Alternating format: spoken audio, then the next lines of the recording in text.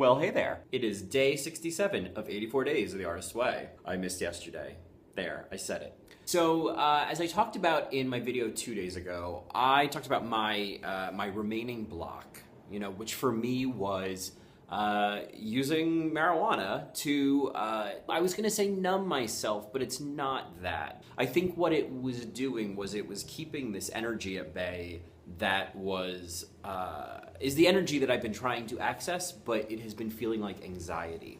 I think we all get to this point with something that we know is not serving us, whether it's a relationship we're in that isn't really working, or it's an addictive behavior, or it's a job, or it's a living circumstance where it's not working before you actually end it. There's just that awful period of knowing it's over, except it's not really over, and whatever you're doing is kind of on life support, waiting for you to pull the plug. So while I was in that period, I was really aware of what I was trying to keep at bay, which was this creative energy that, that's what it really is. It was feeling like something I couldn't handle. It was asking for me to show up. It was asking for me to step out of my comfort zone. It was asking for me to grow. It was asking for me to heal. And all of that was just scaring the shit out of me. I was just kind of like, mañana, mañana, mañana. It was like, I just can't do it today. And I would just put it off. Fuck, let me tell you, you keep putting things off till tomorrow, and before you know it, a few months goes by and you're like, wait a minute, what the fuck just happened? And then when you finally do it, it's just like,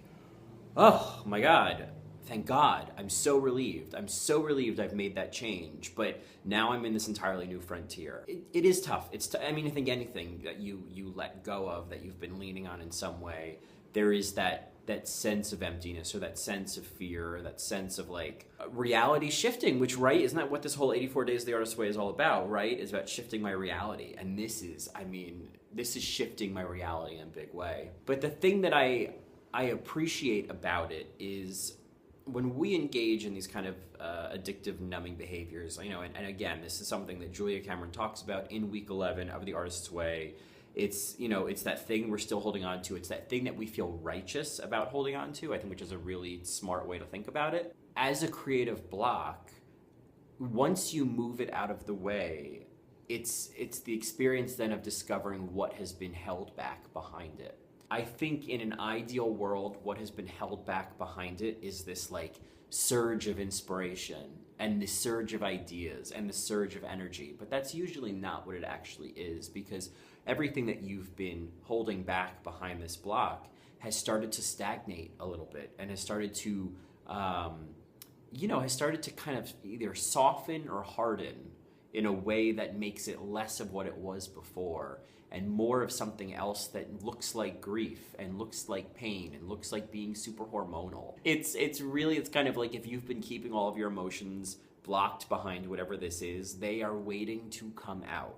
I think anytime, even if you have not experienced this, just the experience of not expressing your feelings, of bottling things up and pushing things down, like eventually it breaks, right? Eventually you blow up at somebody, and usually at the wrong time about the wrong thing. And it's the same thing here, where it's like this morning I was just like, why am I so hormonal right now? Why am I so emotional? What is the deal? Like, what is coming up? And see, I'm okay with it. I'm not afraid of it. That emotions don't scare me. That's fine.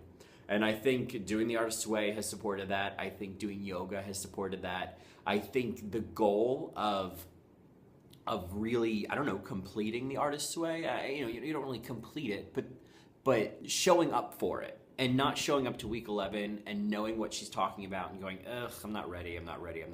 Like, that was my cue. And I wanted to take that cue. I wanted to go that one step further. And that's certainly something yoga has been really reinforcing for me, is when you're in a challenging pose and your breath is shaky and your body is starting to hurt, and your mind is saying, stop, we have to get out of this. This is uncomfortable. We don't want to do this anymore.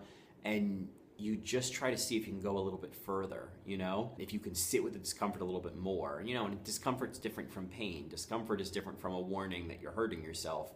I think we can tell the difference. And often in yoga, it's not, oh my God, this hurts, I have to stop. Sometimes it's that, but usually this is really uncomfortable, I want to stop. And I think that's true for life as well. There are things that are painful, but more often there are things that are just uncomfortable. It's not about obliterating the things that are uncomfortable. It's just not possible. You can get away from them. You know, I left New York because it was uncomfortable to live there.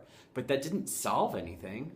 That just shifted things. That just changed things. But like, you carry your baggage with you. Your baggage meets you at the airport, for God's sake. Whatever you are dealing with cannot be solved with a geographic solution, cannot be solved by changing jobs, cannot be solved by just, you know, getting rid of the addictive behavior. My creative block is not smoking pot. That was a tool.